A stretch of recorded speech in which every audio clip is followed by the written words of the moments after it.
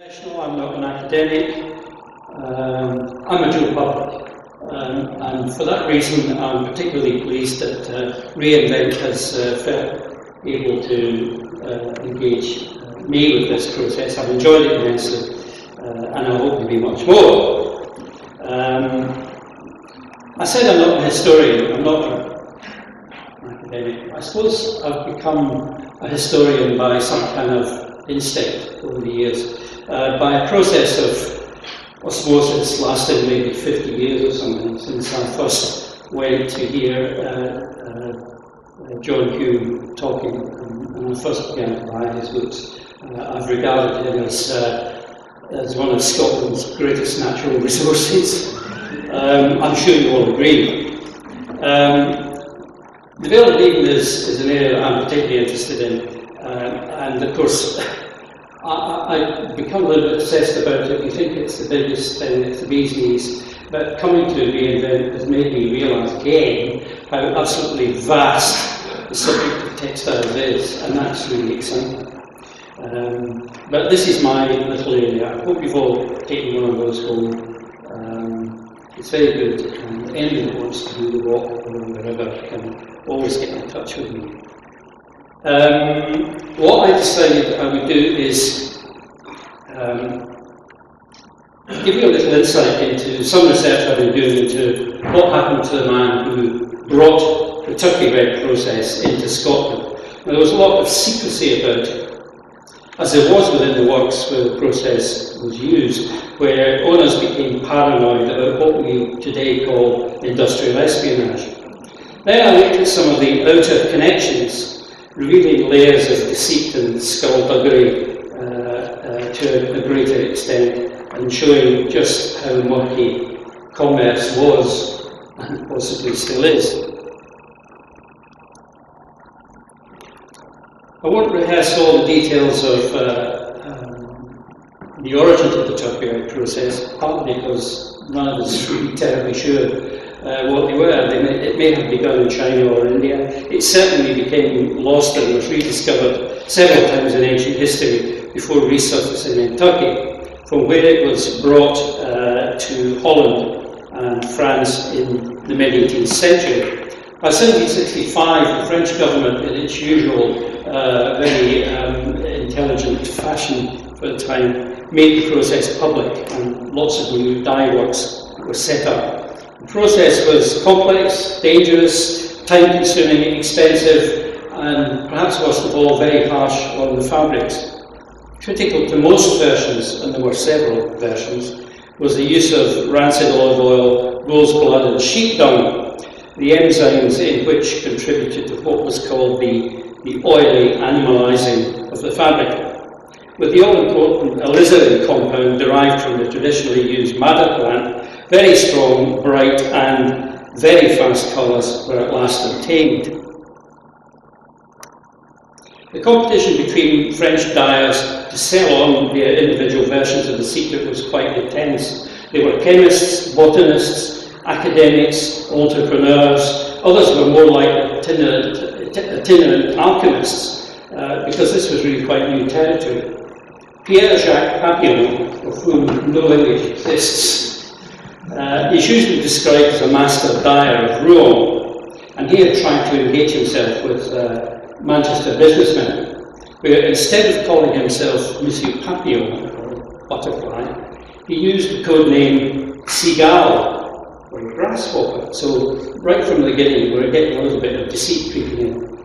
However, Papillon didn't know that the Manchester barons were secretly negotiating with two of his countrymen, and he retreated to London to lick his wounds. In Glasgow in 1785, the businessman George Mackintosh was in partnership with David Dale, the father-in-law of Robert Owen of New Lanark, and he heard that Papillon was on the rebound, and arranged to meet him in London, where he persuaded him to come to Glasgow to introduce the new process.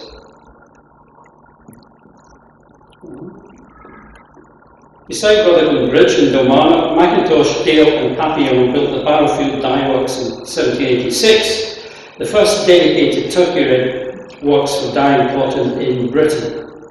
The street was named Papillon Street in his honour. A committee of the House of Commons awarded a gratuity of several £1,000s to Mackintosh for his exertions in introducing the art of turkey red dyeing into Great Britain.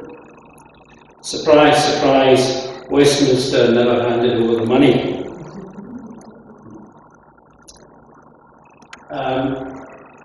I'll let you consider that.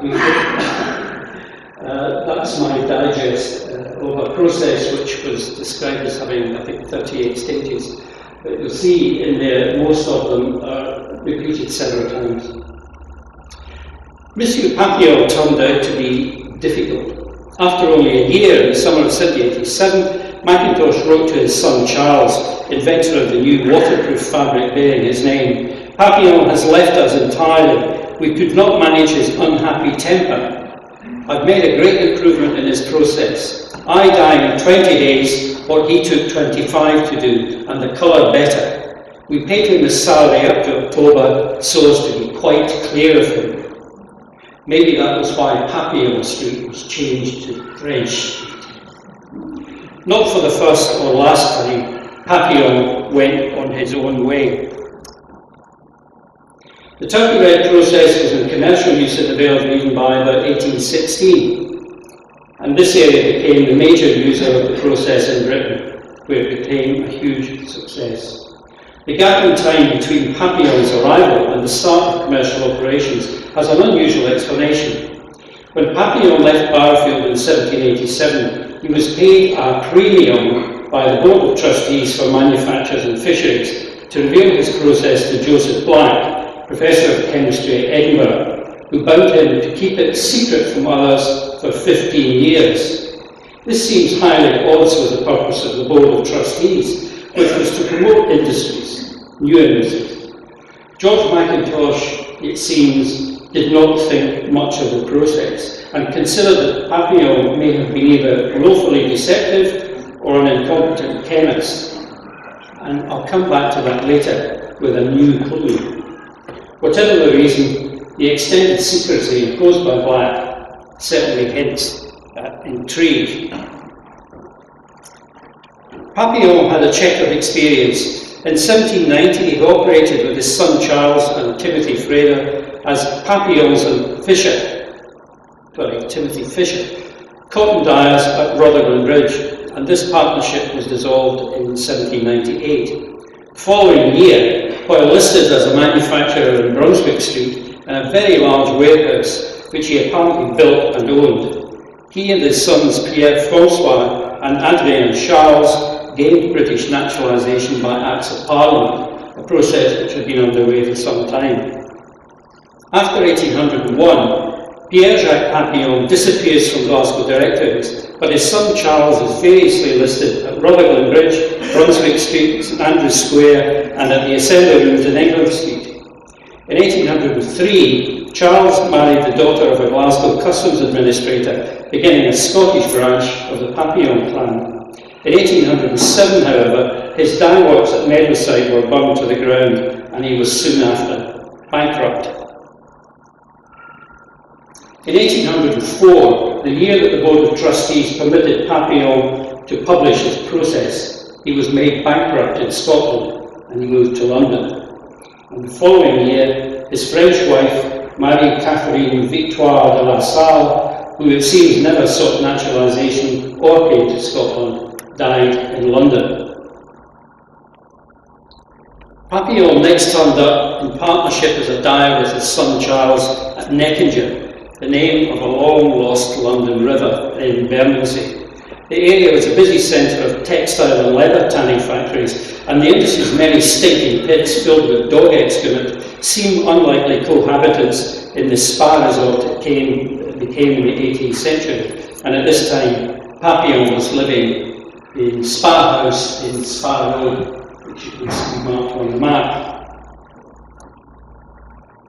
Accounts suggest that despite his bankruptcy, Papillon had amassed a fortune amounting to something in the region of £20,000, at least £2 million in today's values, and that he put this money in the hands of his two sons, Pierre and Charles. In April 1808, Papillon married Jane Muir of Edinburgh in this Southwark church. their son Peter James Papillon, a full English language version, had been born the year before, and a daughter Harriet was born in 1819. Papillon had a calico printing business in Burgh with his son from his first marriage, Pierre Francois, and this was dissolved in 1815. But thereafter, Pierre-Jacques Papillon disappears from sight. He's reported as having been sunk into poverty as a result of the business incompetence of his first sons, Adrien Charles and Pierre Francois, who himself was bankrupt in 1818 in Wimbledon. I haven't discovered yet whether Pierre-Jacques Papillon remained in London, or returned to Glasgow, or returned to France. Apparently he wrote a petition to the king outlining his personal achievements and subsequent destitution at the hands of his sons, and seeking a modest state pension, but it's not clear if that was sent. Frustratingly, endless attempts failed to unearth any record either in Scotland or England of the date, place and cause of his death. However, hold the presses. Julie Wertz, who's way over there near the door, and who's doing exciting works on the chemistry of the Turkey Red process, recently emailed me with a brief footnote from a 19th century French book on dyeing, which states that Papillon died at the Quatre-Mars Asylum in Rouen in 1864. Simple maths suggests that if he was about 20 when he arrived in Scotland, he would have been about 100 when he died, so not impossible. I'll come back to that later. Up until this point, there has been no information about what age Papillon was when he was in Scotland, so we're beginning to get there. About 1844, his wife and daughter were living in Glasgow when the daughter died aged 25. His widow made approaches for assistance to the wealthy family of Papillon's son Charles, who had married in Glasgow. They aggressively rejected it. However, influential Glasgow businessmen heard of her plight and arranged a number of charitable grants from city institutions. The final direct connection to the man we know as Pierre-Jacques Papillon is the death of his second wife Jane in Bridgeton in Glasgow in 1860. Over several years, various versions of the Turkey Red process were analysed and criticised. Perhaps the most detailed assessment was that of Edward Bancroft, an American naturalist, physician and stock speculator living in London. He worked and studied at St Bartholomew's Hospital and later was awarded a degree of MD by Aberdeen University. Bancroft was a Fellow of the Royal Society of London, and he had studied and written extensively on botanical dyestuffs and the other natural history of Guyana. Bancroft's critique usefully compared Papillon's process with versions that were in use by others in Normandy and elsewhere, but there were big curiosities about Bancroft. In London, he became friendly with the great American scientist and free-thinking politician Benjamin Franklin, and also with Joseph Priestley, the English dissenting theologian, chemist, and political theorist. Both men were involved in the revolutionary ferment at the time, affecting both America and France. As Britain began to war with her American colonies in 1775, Franklin recruited Bancroft as a spy for the Americans. Bancroft was accused of involvement in the infamous affair of John the Painter, an attempt by Edinburgh-born James Aiken to burn down Portsmouth Dockyard in support of American revolutionaries. After Aiken turned up on his doorstep in Downing Street, where he was living, Bancroft only avoided arrest while leaving for France, where he turned King's evidence and gave information to the British. Aiken was found guilty of arson and hanged from the mizzenmast of HMS Arethusa at Portsmouth in March 1777. In order to milk the moment, the government had the 64-foot mast cut from the ship and re-erected at the dockyard gates so that as many as possible could witness the execution. 20,000 obliged. After a period spying for America, Bancroft met William Eden, one of whose many roles was head of the British Secret Service. Bancroft agreed to be a double agent for Britain and was ordered to follow Franklin to Paris and insert himself into Franklin's circle of contacts. This he did, happily adapting to the use of secret codes, invisible ink and dead letter dropped in the hollows of Parisian trees. Amidst all his spying activities, Bancroft, with a lifelong interest in the chemistry of dyeing, had obtained a British patent in 1775 for the importation and use of the inner bark of the American black oak, which produced a yellow dye. His discovery was developed as the dye-stuff quercitron, a brilliant yellow crystalline powder soluble in alcohol. About 1779, Bancroft began a business venture in France to promote quercitron with the Scots-born naval adventurer John Paul Jones, father of the US Navy, after whom Bancroft named his third son. And this partnership lasted until 1790, just 2 years before Jones died. In 1789, Bancroft was accused, probably unjustifiably, of using his extensive knowledge of botanical chemistry to kill his former teacher, the controversial American merchant and diplomat Silas Deane, who had been trying to return from Paris to America, where he had enemies, and who could have exposed Bancroft as a double agent in exchange for a safe return. In 1794, Bancroft published the first edition of his 2-volume experimental researches concerning the philosophy of permanent colours, in which appeared his critique of Papillon's turkey red process, at a time when, it's worth remembering, it was still supposed to be done under the personal lock and key of Professor Black in Edinburgh. Did Papillon secretly supply documents to Bancroft, hoping for a favourable review, or was Black being meddlesome? And why had the Board of Trustees first colluded in the suppression of Papillon's process in the first place? Wheels within secret wheels? Or did Mackintosh and Black simply take fright if Papillon was such a young and possibly inexperienced man as we now think he may have been, maybe only 19 or 20?